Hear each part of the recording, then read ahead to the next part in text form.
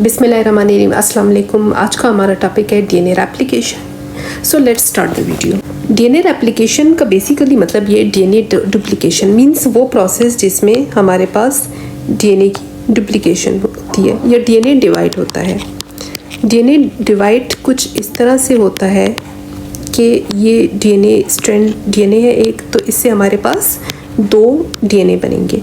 अब आप लोगों को पता है कि डीएनए में हमारे पास 2 स्ट्रैंड्स होते हैं, तो जो 2 नए डीएनए बनेंगे उसका एक स्ट्रैंड जो है वो पेरेंट स्ट्रैंड वाला होगा एंड दूसरा स्ट्रैंड जो है वो हमारे पास डॉटर स्ट्रैंड होगा। ये हमारे पास हो गया पेरेंट स्ट्रैंड, ये हमारे पास डॉटर स्ट्रैंड होगा। इसी वजह से हम इस प्रोसेस को कहते हैं सेमी कंजर्वेटिव, कि डीएनए रेप्लिकेशन का जो प्रोसेस है वो सेमी कंजर्वेटिव इन नेचर है। मींस कि हमारे पास जो नए डीएनए बन रहे हैं उनमें एक स्ट्रैंड पेरेंट का और एक डॉटर का है। अब डीएनए रेप्लिकेशन के प्रोसेस को स्टार्ट करने से पहले कुछ टर्मिनोलॉजीज हैं जिनका समझना बहुत ज़रूरी है and it will make this process very easy for you.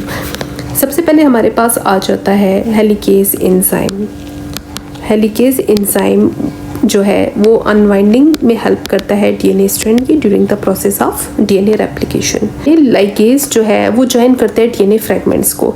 ये वो डीएनए फ्रेगमेंट्स होते हैं जो कि ओकाज़ाकी फ्रेगमेंट्स होते हैं जो कि डीएनए रेप्लिकेशन के प्रोसेस में लैगिंग स्ट्रैंड पर बनते हैं। नेक्स्ट हमारे पास यहाँ पे होता है एक primase enzyme. Primase enzyme primer को कंस्ट्रक्ट करता है।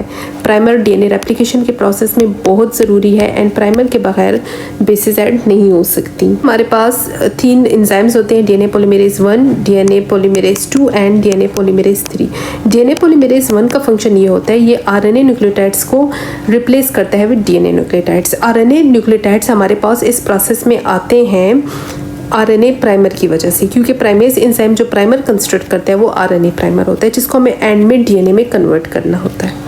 डीएनए पॉलीमरेज 2 का फंक्शन है रिपेयर एंड डीएनए पॉलीमरेज 3 का जो मेन फंक्शन है वो ये है कि ये न्यूक्लियोटाइड्स को ऐड करता है। तो जो बेसिकली जो न्यूक्लियोटाइड्स हमारे पास ऐड होते हैं, नेट स्ट्रैंड बनते हैं, वो डीएनए पॉलीमरेज 3 की वजह से बनते हैं। एक और एंजाइम यहाँ पर बहुत इंपॉर्टेंट है which is called as DNA gyrase और टोपोआइसोमेरेज।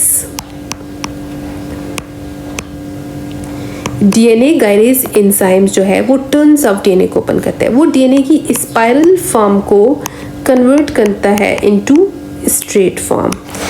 इसमें कुछ ऐसा होता है कि ये जैसे कि ये डीएनए है, ये डीएनए की इस तरह से कोइल फॉर्म है, तो गायरेज एंजाइम इसको सिंपल स्ट्रेट लैडर में कन्वर्ट कर देगा कुछ इस तरह से। एंड आगे जाके हेलिकेज एंजाइम्स जो है उसके साथ ये डिफरेंस है कि हेलिकेज एंजाइम इस तरह से कुछ अनवाइंडिंग करता है, मतलब इनको आपस में जो ये जॉइन होते हैं, जो बॉन्ड्स बने होते हैं, उनको ब्रेक करता है। तो ये हमारे पास हो गया गायरेज का फंक्शन, इसने जस्ट कोइलिंग को रिमूव किया एंड हेलिकेज ने फुल अनवाइंडिंग कर दी। इसके अलावा इस प्रोसेस में हमारे पास होती हैं एसएसबीज। एसएसबीज हम कहते हैं सिंगल स्ट्रैंड बाइंडेड प्रोटीन्स को। अब इन प्रोटीन्स का फंक्शन क्या है? देखिए, मैंने आप लोगों को अभी बताया कि हेलिकेज का फंक्शन कुछ इस तरह से है कि ये जो है डीएनए स्ट्रैंड्स को आपस में रीजॉइनिंग से बचाता है। लेकिन चूंकि यहाँ पर हमारे पास सी एंड जी प्रेजेंट होते हैं, ए एंड टी प्रेजेंट होते हैं जो कि दोबारा से बॉन्ड्स बना के दोबारा से जॉइन हो सकते हैं, तो एसएसबीज कुछ प्रोटीन्स होती हैं जो कि कुछ इस तरह से यहाँ पर अटैच हो जाती हैं। इनकी अटैचमेंट की वजह से ये दोबारा से रीजॉइनिंग नहीं कर सकती, ये इनको होल्ड करके रखती हैं। नेक्स्ट हमारे पास होते हैं Okazaki fragments. Okazaki fragments short DNA fragments होते हैं, मींस बेसिकली डीएनए ही होते हैं बट फ्रेगमेंट्स या पीसेस की फॉर्म में होते हैं। ये इसलिए होता है कि इस प्रोसेस में हमारे पास डीएनए के जो 2 स्ट्रैंड्स बनते हैं कुछ इस तरह से, तो एक हमारे पास होता है लीडिंग स्ट्रैंड, एक को हम कहते हैं लीडिंग और एक को हम कहते हैं लैगिंग। लीडिंग स्ट्रैंड हमेशा 5 प्राइम टू 3 प्राइम की डायरेक्शन में होता है, जबकि लैगिंग 3 प्राइम टू 5 प्राइम की डायरेक्शन में होता है। तो जो लैगिंग स्ट्रैंड होता है उसकी डायरेक्शन अपोजिट होने की वजह से वहाँ डीएनए फ्रेगमेंट्स की सूरत में बनता है जिनको हम कहते हैं ओकाज़ाकी फ्रेगमेंट्स। इसके अलावा हम लैगिंग स्ट्रैंड को डिसकंटिन्यूस स्ट्रैंड भी कह सकते हैं एंड लैगिंग स्ट्रैंड को कंटिन्यूस स्ट्रैंड। आइए अब हम अपना एक्चुअल प्रोसेस स्टार्ट करते हैं। ये प्रोसेस स्टार्ट करने के लिए यहाँ पर मैं डीएनए के 2 स्ट्रैंड्स शो करूँगी एक को मैं रेड से शो करूँगी एंड दूसरे को ग्रीन से। जो ग्रीन वाला है वो है हमारे पास 5 प्राइम टू 3 प्राइम, और जो रेड वाला है वो है हमारे पास 3 प्राइम टू 5 प्राइम। यहाँ पर अगर मैं शो करूँ कि यहाँ पर गैरेज एंजाइम ने एक्ट किया है, तो ये यहाँ पे कुछ ऐसा हो जाएगा, इस तरह से एंड इस तरह से और इस तरह से ओपन हो जाएगा। नेक्स्ट जब हेलिकेज भी आकर इस पर एक्ट करता है तो यहाँ पर ये कुछ ऐसा होता है, थोड़ा सा जो अनकोइल ही रहता है एंड यहाँ पर के हेलिकेज ने एक्ट कर दिया। अच्छा, डीएनए रेप्लिकेशन का प्रोसेस हमेशा एक ख़ास पॉइंट से स्टार्ट होता है जिसको हम कहते हैं origin of replication. Origin of replication prokaryotes में जस्ट वन साइट होती है, यूकैरियोट्स में मल्टीपल साइट्स हो सकती हैं। तो हमारे पास ये आ गया 3 prime to 5 prime direction and नीचे वाला आ गया 5 प्राइम टू 3 प्राइम डायरेक्शन। अब यहाँ पर देखें हमारे पास जो हेलिकेज ने इसको अनवाइंड कर दिया और ये जो स्ट्रक्चर बन गया है जो कि आपको लोगों को नज़र आ रहा है, इसको हम कहते हैं रेप्लिकेशन फोक। कुछ ये वाला स्ट्रक्चर, ये यहाँ पर ये जो ओपन हो गया है ना, इसको हम कहेंगे रेप्लिकेशन फोक। अब सबसे पहले यहाँ पर इस प्रोसेस को इनिशिएट करने के लिए बनेगा प्राइमर। तो यहाँ पर हमारे पास प्राइमर बन गया, ठीक है। 5 प्राइम टू 3 प्राइम डायरेक्शन होगी प्राइमर की ऑफ कोर्स, एंड 3 प्राइम में हमारे पास उसके बाद बेसिस ऐड होती जाएंगी और यहाँ पर इस तरह से ये प्रोसेस कंटिन्यूसली होता जाएगा और हमारे पास बन जाएगा leading strand without any discomfort. यहाँ पर जो दूसरा स्ट्रैंड है विच इज़ लैगिंग स्ट्रैंड, उसके लिए भी पहले बनेगा प्राइमर। जो प्राइमर है वो अगर मैं यहाँ पर आपको शो करूँ कुछ इस तरह से, तो ये पॉसिबल ही नहीं है क्योंकि आप लोगों को पता है डीएनए के strand anti parallel in direction होते हैं। अगर एक 5 प्राइम है तो दूसरा 3 प्राइम होगा, एक 3 प्राइम है तो दूसरा 5 प्राइम होगा, तो इसलिए ये सिचुएशन पॉसिबल ही नहीं है। तो यहाँ पर जो है कुछ इस तरह से प्राइमर बनेगा। यहाँ से मैं आप लोगों को शो कर रही हूँ ताकि आप लोगों को समझ आ जाए। यहाँ पर कुछ इस तरह से प्राइमर बनेगा, ठीक है। प्राइमर की डायरेक्शन कुछ इस तरह से होगी। तो यहाँ पर जो है 3 प्राइम में बेसिस ऐड हो सकती हैं, तो 3 प्राइम में बेसिस ऐड होती जाएंगी और इस तरह से हमारे पास यहाँ पर भी एक डीएनए का जो है लैगिंग स्ट्रैंड बन जाएगा, जैसे हमारे पास ऊपर लीडिंग स्ट्रैंड बना था। अब प्रॉब्लम आती है यहाँ पर, अब हमने क्या करना है, मज़ीद इस रेप्लिकेशन को कंटिन्यू करना है।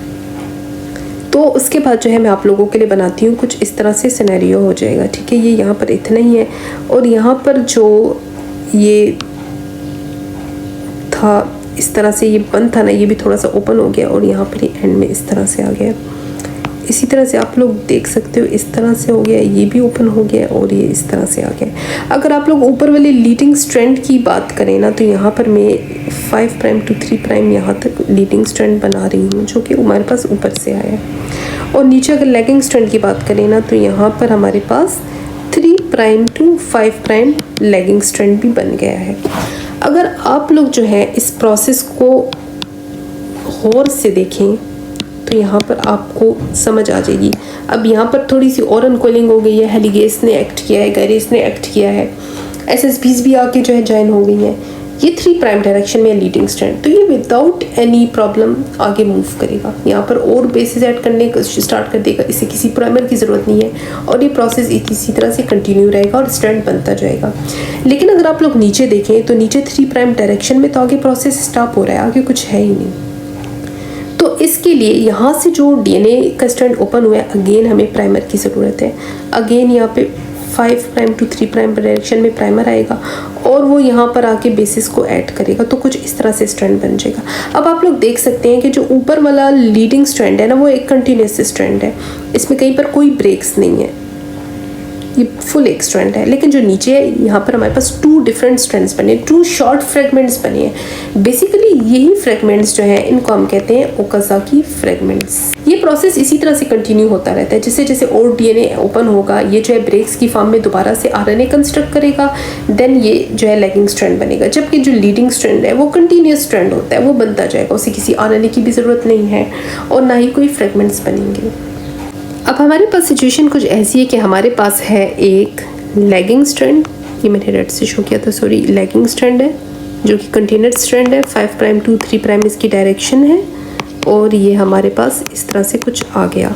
और दूसरी साइड पर हमारे पास कुछ शॉर्ट फ्रेगमेंट्स आए 3 प्राइम टू 5 प्राइम डायरेक्शंस में, और वो शॉर्ट फ्रेगमेंट्स जो हैं वो थे हमारे पास और ओकाज़की फ्रेगमेंट्स। अब यहाँ पर एक्ट करेगा इस लैगिंग स्ट्रैंड के लिए, ये लैगिंग स्ट्रैंड हो गया ना, यहाँ पर एक्ट करेगा ligase enzyme. Ligase enzyme basically क्या करेगा, वो आकर इधर से ज्वाइनिंग करेगा। लाइगेज ने यहाँ पर एक्ट कर दिया, इनको ज्वाइन कर दिया, तो हमारे पास अब लैगिंग स्ट्रैंड भी एक फुल स्ट्रैंड बन गया है।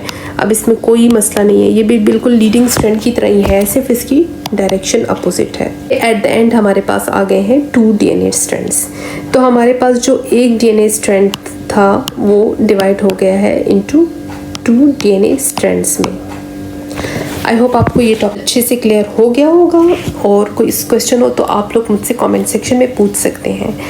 नेक्स्ट टॉपिक तक मुझे इजाज़त दीजिए। अल्लाह हाफिज़।